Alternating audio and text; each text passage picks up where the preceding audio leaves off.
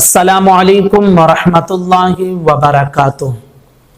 مچھلی پر فاتحہ دینا پڑھنا کیسا ہے اور کیا فاتحہ دینے کے لیے فاتحہ جو پڑھ رہا ہے اس کے سامنے کھانے کا یا شیرنی وغیرہ جو بھی تیار کیا گیا ہو اس کے سامنے رکھنا یہ ضروری ہے؟ ان دونوں مسئلوں کو آج کے اس ویڈیو میں ہم انشاءاللہ سمجھنے کی کوشش کریں گے۔ اس سے پہلے آپ سے میں گزارش کرتا ہوں کہ اگر آپ ہمارے چینل پر نئے ہوں، چینل کو سبسکرائب نہ کیے ہوں تو ضرور چینل کو سبسکرائب کر لیں۔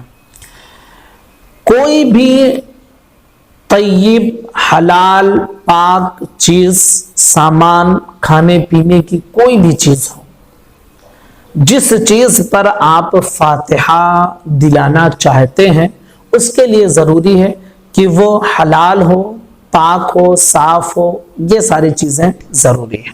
ٹھیک ہے، تو آپ اس پر فاتحہ دلا سکتے ہیں، ایصال ثواب کروا سکتے ہیں۔ کچھ لوگوں کے ذہنوں میں یہ بات آتی ہے کہ مچھلی جو ہے نا، اس میں کیا جیسے مچھلی بساہین آتی ہے، یہ یعنی اس میں ہلکی بدبو رہتی ہے، تو کچھ لوگوں کا خاص کر کے ہمارے گھروں میں جو بڑے بزرگ بوڑھے ہوتے ہیں تو ان کی یہ سوچ ہے کہ ایسی چیز پر فاتحہ نہیں دلانا چاہیے۔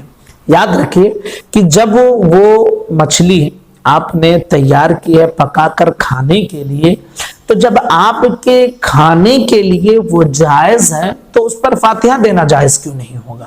ٹھیک، جب آپ اسے کھا سکتے ہیں تو اس پر فاتحہ بھی دے سکتے ہیں۔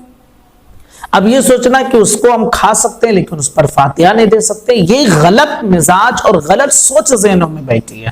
جس چیز کو اللہ نے حلال کیا ہے، جو طیب ہے، جو پاک ہے، جو صاف ہے، آپ اس کو کھا سکتے ہیں اور اس پر فاتحہ دے بھی سکتے ہیں۔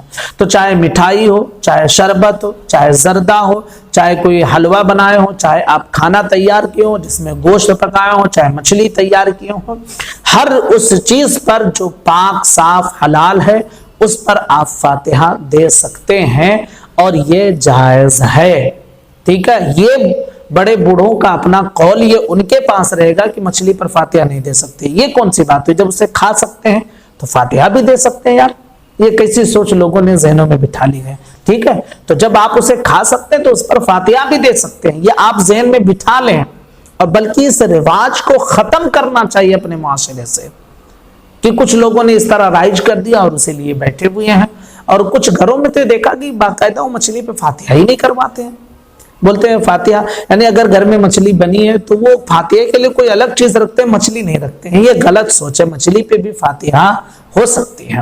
اسی طرح کچھ لوگ یہ سمجھتے ہیں کہ اگر فاتحہ کی چیز، فاتحہ جو پڑھ رہا ہے، جو کر رہا ہے، اس کے سامنے نہ رکھے ہو تو فاتحہ قبول ہی نہیں ہوگی۔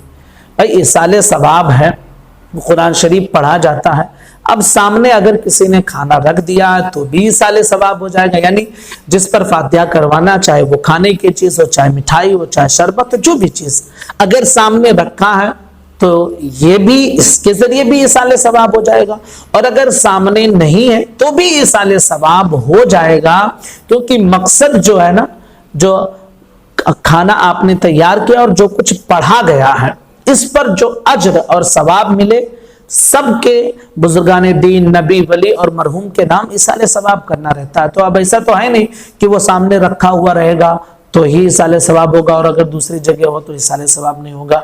تو اگر سامنے رکھا ہوا ہے تو بھی ایصال ثواب ہو سکتا ہے، اور اگر نہیں رکھا ہوا تو بھی ہو سکتا ہے۔ کوئی یہ ضروری نہیں ہے کہ فاتحہ پڑھنے والے کے سامنے مٹھائی یا وہ چیز رکھنا یہ ضروری ہے، ایسا نہیں ہے۔ ٹھیک ہے، تو امید کرتے ہیں کہ یہ دونوں مسئلے آپ کے کلیئر ہو گئے ہوں گے۔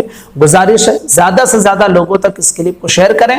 السلام علیکم ورحمۃ اللہ وبرکاتہ۔